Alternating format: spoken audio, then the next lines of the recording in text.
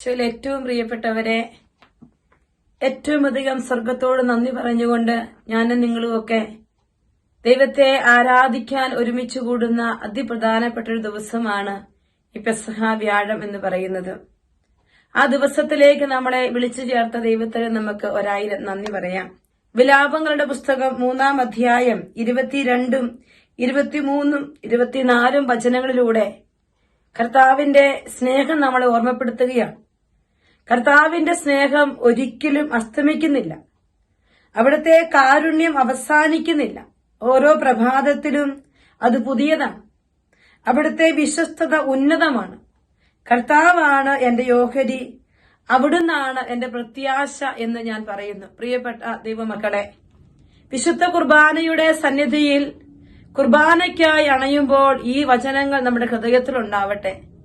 ഒരിക്കലും അസ്തമിക്കാത്ത വലിയ സ്നേഹത്തിന്റെ, ഒരിക്കലും അവസാനിക്കാത്ത വലിയ കാരുണ്യത്തിന്റെ അടയാളമാണ് വിശുദ്ധ കുർബാന എന്ന് പറയുന്നത്. പെസഹ വ്യാഴം അവന്റെ അവസാന അത്താഴവേളയിൽ ശിഷ്യരോടൊരുമിച്ച് അവൻ ഒരുമിച്ചിരുന്ന് അപ്പമെടുത്ത് വാഴ്ത്തി മുറിച്ച് തന്റെ ശരീരമായി പകുത്തുവെച്ച തിരുനാഥനെ കുറിച്ച്, വീഞ്ഞെടുത്ത് വാഴ്ത്തി ശിഷ്യർക്ക് പങ്കുവെച്ചുകൊണ്ട് എന്റെ രക്തമാണെന്ന് പറഞ്ഞ യേശുക്രിസ്തുവിനെ കുറിച്ച് ലോകം മുഴുവൻ ആരാധിച്ച് അനുസ്മരിച്ച് ആ പാനപാത്രത്തിലും ആ അപ്പത്തിലും പങ്കുപറ്റുന്ന വലിയ കുർബാനയുടെ സ്ഥാപനത്തിന്റെ അനുസ്മരണ ദിനത്തിലാണ് ഈ പെസഹ വ്യാഴത്തിൽ നമ്മൾ ഓർത്തുകൊണ്ടിരിക്കുക.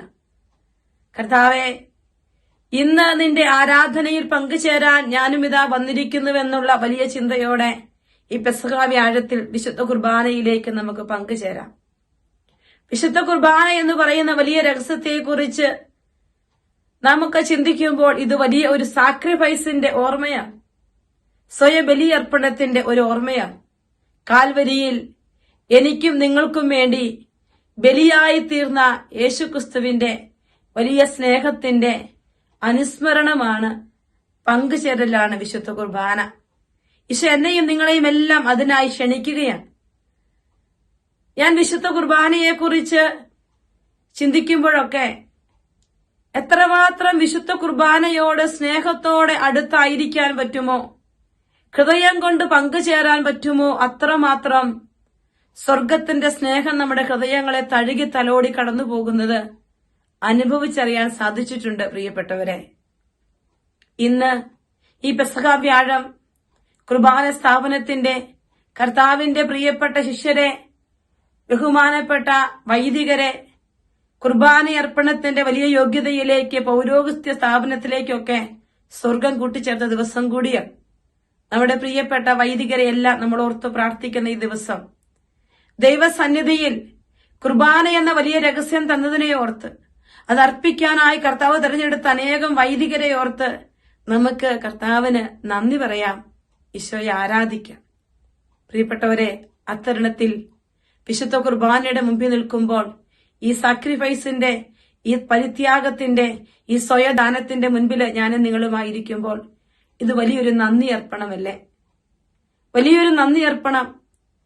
യോഹന്നാൻ ശ്ലീഹായുടെ 1-ാം ലേഖനം 3-ാം അധ്യായം 1-ാം വചനത്തിലൂടെ ശ്ലീഹ നമ്മളെ ഓർമ്മപ്പെടുത്തുന്നുണ്ട്. കണ്ടാലും എത്ര വലിയ സ്നേഹമാണ് പിതാവ് നമ്മളോട് കാണിച്ചത്.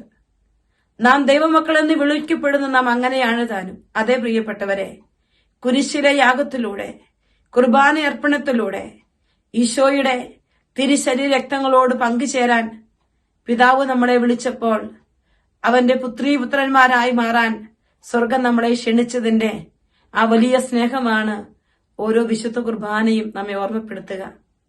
ഈ കുർബാന അർപ്പണത്തിനൊക്കെ ഞാനും നിങ്ങളും പങ്കുചേരുമ്പോ കൂടെ ഇരിക്കാൻ അപ്പമായി തീർന്ന ഈശോ ഓർമ്മപ്പെടുത്തുകയാണ്, ഞാനും നീയും തനിച്ചല്ല എന്ന്. എമ്മാവൂസിലേക്ക് പോയ ശിഷ്യരുടെ ജീവിതത്തിൽ മുന്നോട്ട് ലക്ഷ്യമില്ലാതെ ജീവിതത്തിന്റെ തിരക്കുകൾക്കിടയിൽ അവർ ഓടിക്കൊണ്ടിരിക്കുമ്പോൾ കൂടെ നടക്കുന്ന ഈശോയെ അവർക്ക് തിരിച്ചറിയാൻ പറ്റിയില്ല. എന്നാൽ നമുക്കെല്ലാം അറിയാം, വചനം വായിച്ച് കടന്നു പോകുമ്പോ നേരം വൈകുന്നു, പകൽ അസ്തമിക്കാറായി, ഞങ്ങളുടെ കൂടെ താമസിക്കുക എന്ന് നിർബന്ധം പിടിക്കുന്ന പ്രിയപ്പെട്ടവരുടെ കൂടെ ഇരിക്കുന്ന ഒരു ഈശോ അപ്പവും മീനും എടുത്ത് വാഴ്ത്തി മുറിക്കുമ്പോ കണ്ണുകൾ തുറക്കപ്പെടുന്നതും അവനെ കണ്ടുമുട്ടുന്നതും ചേർന്നിരിക്കുന്നതും തിരിച്ചു വരുന്നതുമെല്ലാം നമ്മൾ കാണുകയാണ്.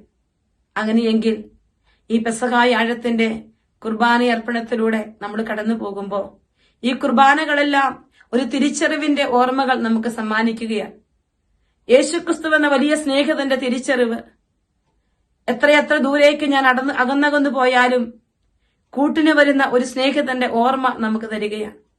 2, കർത്താവിന്റെ ആ വലിയ സ്നേഹത്തിന്റെ തിരിച്ചറിവ് മാത്രമല്ല, അവനെ തന്നെ കാണാനുള്ള ഒരു കൃപ.